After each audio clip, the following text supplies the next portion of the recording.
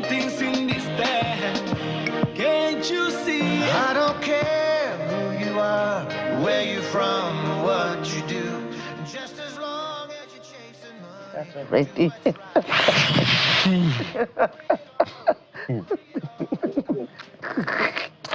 I don't even know what to say to you. Bode Brown, everyone, is a Lagos-based multidisciplinary artist and self-described chief storyteller known for crafting intimate, soulful musical experiences that blend alternative folk, indie, and Afrofusion. A University of Lagos mathematics education graduate, another one of them, ladies and gentlemen, turned full-time creative. He connects deeply with audiences through both his music and live performances. He gained widespread acclaim for his 35 Before 35 project, performing across 35 locations in Lagos ahead of his 35th birthday in March 2026, culminating a grand finale at the Ikeja City Mall beyond his breakout single, that's Shegun. Bode is also the creator of Parlor Sessions, a home concert series centered on music, storytelling, and shared connection. We can go on and on and on. His CV is wide. 17-page CV. It's easy. It's not easy. Thanks for joining us. Thank you very much. Wow. Thank you, man. I mean, how did you feel when we were reading all about all that? Like, I've been wondering, who are they talking about? It reminded me of like my full name is Olaleye Brown, Olami Bode, True Blood. Sorry. Say it again. Olaleye. Olaleye Brown. It's a compound name. That's my surname. Olami Bode, True Blood. So my middle name is True Blood sounds like the vampire story that I'm sure you I was on my way to school when I saw the vampire movie come out. And so, yeah, in secondary school, reminded me that my name used to take 2 lines. Oh. So, I mean, when all that was read, I just kept like, okay, this is just long. Wow. But they are true, but thank God. Wow. 35 Before 35. Yeah. Where did the idea come from? I mean, I think it's one of those challenges, you know, just let's do like 35 things before I turn 35. But then on this particular day so there are things that I want to do, you know, but it's like what's in between me and achieving those things is either faith or fear. And so one of them was this particular busking in the city, you know, just performing on the streets. And so particularly I felt a very strong nudge to execute that. I was like, okay, I'm going to announce this on social media against all odds, fright, and let's get this done. Another conviction, I was like, I had a strong conviction to check the calendar and to see that it was exactly 35 days to the day to my birthday. So that was another conviction to say, you know what, you have to get this doing. So the 35 Before 35 was doing 3 specific things, doing it like 35 times. I just added a 0.5 and just to rhyme 3 things, 0.5, and just before the date of my birthday, which was March 19th. So 35 days before that, I made that announcement, and then I went on that journey. Oh, that's how many other ones have you done after that? Okay, I actually said that I was going to read 35 great books, which I'm on also. What else? Speak to 35 young men on how they manage their homes and families. Okay. So I've started that conversation also, you know. Some are just behind the scenes, but just... behind the scenes. Okay. So when you say performances, what are these performances? Yeah, so these performances are like, say for instance, the street performance, you know. I go to somewhere like Yaba, just at Yaba there, just bring out the battery-powered speaker, my guitar, and then I just perform. I just say hi to the people who are around there, tell them what the vision and the mission I'm on, and then get to perform, you know, songs, you know, and have them also join in, sing with me, and, you know, we'll have a great time. And what was the reception like? Yeah, it was really beautiful. Like, really? Yeah, it was really beautiful. I mean, these are ideas that I've seen like online in other countries, you know, and so having to dare do it in Lagos, Nigeria. You know, some parts where, not everywhere, but just one, I had a few, will I say, they weren't like oppositions per se, but they were in themselves just like, okay, please, you have to meet King of Boys. Who is King of Boys? There was a particular place I couldn't perform because, you know, there was King of Boys who said I should not perform. So where is this location? Okay, this is Parlor Sessions. This is a quarterly themed event I do where I get to host people, not my homes, like I just throw it out there and say like anybody who wants to open their homes to complete strangers who would come around, you know, to their sitting room. We do live music, we do storytelling, I perform the music, and then we have a shared meal. So everybody from within 30 to 50 persons come with shared things, and we do these music performances, and at the end you see everybody gets to share, you know. Let's listen. Okay, we'll know what they share later, but let's listen to this. The actual place you ought to go back to is from whence you came. All right? Speak to our hearts. Speak to our hearts. Speak to our hearts. Spirit, please. Speak to our hearts. Speak to our hearts. Speak to our hearts. Spirit, please. You're inside our hearts. You're inside our hearts. You're inside our hearts. Lord Jesus, you came to save. You came to stay. You're inside our hearts. Lord Jesus, inside our hearts. Inside our hearts. You're inside our hearts.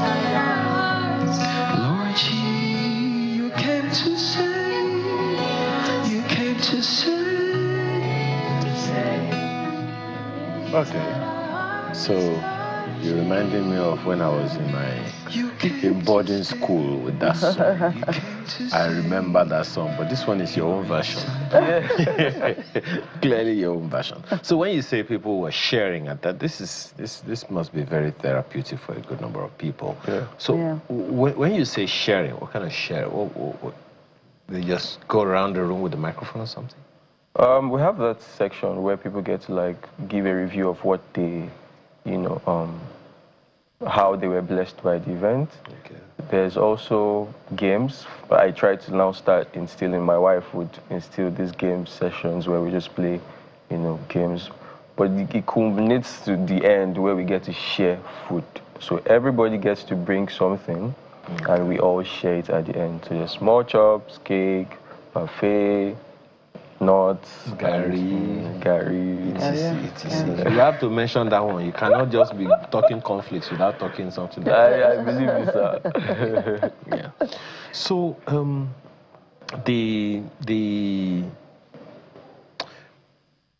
our culture. You say you describe yourself as a chief storyteller. Yeah. And I've had to take this up with some movie makers or filmmakers as well. Yeah. We need to tell our stories. Yeah. In the area of telling the African story, Yeah. where are we lagging? What do we need to improve? I contend that, for instance, a shortfall that I think we have is we don't have a single Nigerian narrative about the Civil War. It depends on who is telling it. You know, but that shouldn't be. History should be consistent. At least that's what I think. Yeah. History should be consistent. So, in what areas would you say we are lagging in telling our story, the authentic African story? The authentic African story.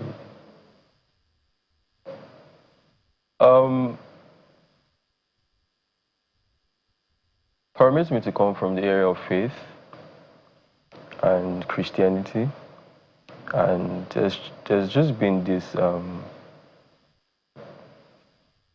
you know, direction of conversation that the Christianity is a white man's religion. I mean, this was a conversation I was still having with someone yesterday, but when you study, you know, the scriptures, you see how that a particular event happened that showed where the gospel, you know, came to Africa. And so it dates back to even now we know that the oldest Bible is from Africa. So, I mean, with the way I tell my story, I break it down into like 3 things, like pillars: identity, vision, and security. I feel like anybody, if you want to put anybody on a pedestal to say, who are you, you have to, or like, who's this person? You have to ask, okay, who is this person? What does this person do? And what does this person have? That's the way I see, I structure, these conversations. And so for me, identity, having to talk about Africa, I go beyond Africa to how did like human beings come into existence before we now say, okay, this part of people existed in the place where the sun was harsh, and of course we have the melanin, and you and I being black and all. So for me, I think that I would lean more to like faith, to how that we all are born of God. We all have sinned, come short of the glory of God. Let's take the direction to the original. If you want to really know who you are, let's go back to how. So it's like if you trace me to my dad, my grandfather, till all of us finds ourselves to Adam. So every race, every African finds himself also from this particular place, God. And then we see where we fell and we see what God did to restore us back. So it's like we find our identity, our vision and security when we look to God. So Perhaps one other challenge, and this is part of where I was hoping that maybe you would also help us to get to. Most of our storytelling is mouth to mouth, from one person to the other, which of course naturally is subjected to how I perceive it. Sure. Thinking about the Chinese whispers now tells that anything can change from point 1 to point 10. Sure. So record keeping is a challenge that I think, we need to speak to when we're talking about telling the authentic African story, because give an instance, just one instance. The Woman King, the movie, is an African story. Hollywood had to be the one to be telling it. It is natural that if there's going to be any tweaking, it's going to tilt in the favor of the person who is telling it. We have also heard rumors that our famous Things Fall Apart, they want to make a movie of it, and they're thinking of some American playing Ikemefuna and Okonkwo, and I'm like, hello, Hi. what's going on here? So that's the, that's one of the challenges that I have seen. Don't you think it's something? I think I understand the direction of the question. So yeah, education is very important, and in the way that we get to learn. And I think that we are just starting to wake up to the need, to seek truth for ourselves, to seek information for ourselves, and to do research. I mean, there's this quote that if you want to hide something from anybody, put it in a book. It's easy to tell that if our education system has failed in this country, that it's possible to see the wave or the graph of how we would wake up. Take for instance subjects like finance. It's not taught in schools. We didn't learn this thing. We had to come out in the streets and start learning how to, or maybe it's your dad that taught you how to make money. So I'm thinking that that conversation would be that Africa as a whole, maybe from the colonial masters or the way things has happened, where our mindsets, I mean, I was listening to the show before this, the entire trauma and all. So there's this entire slavery thing that also got to our minds, that shaped the way we think and probably just put other things about our true self in the back, burner. So. And pardon me, but I had a mathematic education. Oh God, you check. She borrowed into my mind. What was my next question? Find himself in this particular circle doing. You left a whole mathematics. The whole mathematics. Anyway. Okay, so I went into Unilag to study architecture. Oh wow, okay. Yeah, because of course I'm a creative, so I asked my mom, what do you think somebody like this who you hail, you make scraps, will be able to do? She didn't say visual arts because it wasn't popular at the time. She said architecture. So I checked out what architecture is, and it was interesting. I was like, oh, I could do this. But by the time I went to take JAMB, and they pursued me. Eventually, I found out that I wasn't registrable because I didn't have certain, subject. Yeah, which was at the time also a problem of the same education system we're talking about, because it was like the school had what they wanted, but the brochure hadn't updated the requirements of the school. Wow. And so I read the brochure, did all that was required of me with the brochure, but then I came to the school. For people in the school were having conversations like, you ought to have come to the school too. I'm like, how do I come to the school to make this inquiry? I'm far back in Abia State, wanting to come to Unilag, so I should come down to Unilag. This is like, where are we with this? So, I mean, eventually, I sought other courses within the environmental sciences, but it wasn't available. And so, okay, make a change of course. What does Unilag give me? Unilag gives me mathematics education. I'm broken, but I go to seek counsel, thinking about writing JAM for the 4th time. And so this pastor of mine counsels me and says, you know what, the world is changing. You can take it. And so I just remember that, okay, I loved mathematics in secondary school. It was almost like a favorite subject. So I could do this. So I accepted the mathematics education. But by the time I came into university, I saw that maths is different from I saw that maths is different from maths. So yeah. Oh Yes, that is awakening. Yeah. So I mean, from the get-go, it wasn't just gelling at all. And so, I mean, to answer the question of how, like, the detour to music has always been I would say inborn, but it's always been there.